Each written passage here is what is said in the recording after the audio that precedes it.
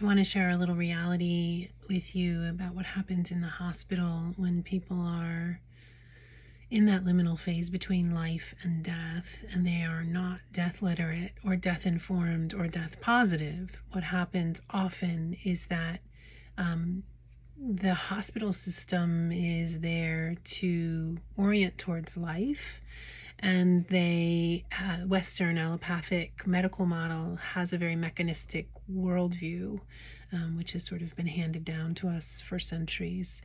And the mechanistic worldview says things like, well, that part of your body is malfunctioning, so we need to replace it. Or this particular system is struggling, and that therefore we just need to focus on that system. Or you have a bacterial, high bacterial count, so we need to use this particular drug.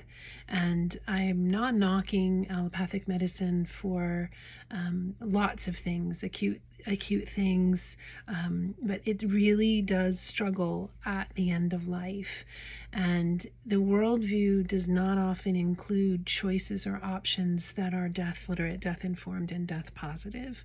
So, for example, I have a dear friend who's with his mom in the hospital, and she keeps choosing more and more invasive procedures, even though she said she didn't want those. And his perspective was, well, she must be choosing life if she's choosing those things. And I was like, that's a false dichotomy. That's a false choice, because most people in those in-between spaces are often weak.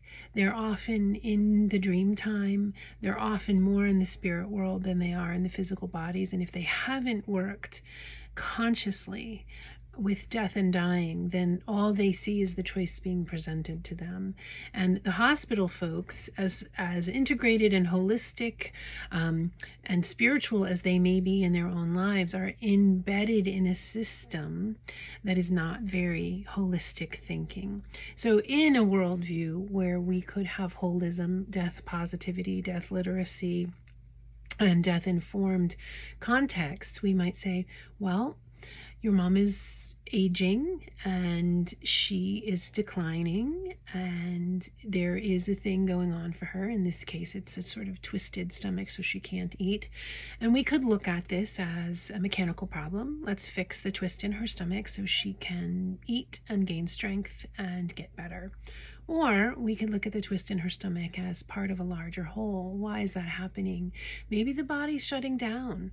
Maybe the body, mind, spirit, the soul, in collaboration with the wisdom of the body, is saying, maybe we can exit without too much pain if we just stop eating. And stopping eating and drinking is a viable, valid, and in often cases beautiful way to be empowered out of life. But because we can't have those conversations in our culture, and it's a very black and white perspective, we're looking only at, this is the obstruction, let's fix it, then life will continue. As opposed to, there's an obstruction here. Do we want to make space for that and allow the journey and transition out of life as a valid and viable option?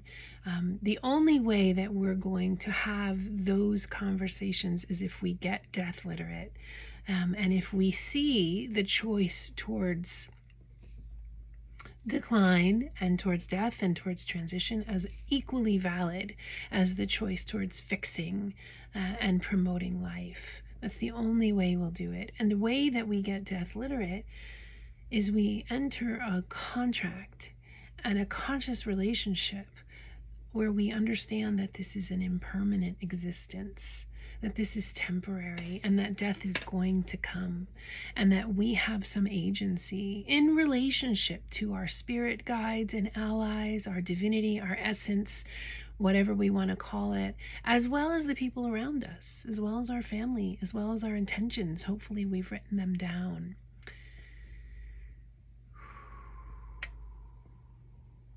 So end of life can be beautiful, and the body can be giving us hints, and the soul can be guiding.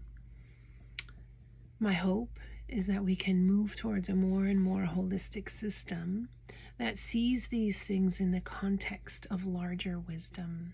Sometimes things do just need to get fixed and we go on living. And sometimes we can say no thank you. In this situation, there's a tube up the nose and down the throat to extract the contents of the stomach, in order to hope that it relaxes and the twist goes away, and maybe there's surgery. And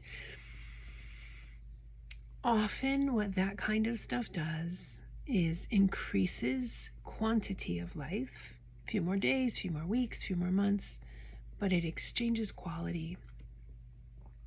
So if this person, if we were able to sort of tune into ourselves and say, oh, the stomach's twisting, yeah, but I'm also ready. I'm also tuning in to what's going on for me, and I want to walk down this road and see where it leads me. These are options. I'm not advocating any direction for any person. It's so unique and individual. And what we need are holism literate, right? The whole system literate, the life, death, life process literate, so that we can begin to tune in to intuition, to guidance, to truth, to body wisdom, to soul wisdom, and find out what it is that's being asked of us. Where is the blessed and beloved life, death, life process taking us? What needs to live? What needs to die?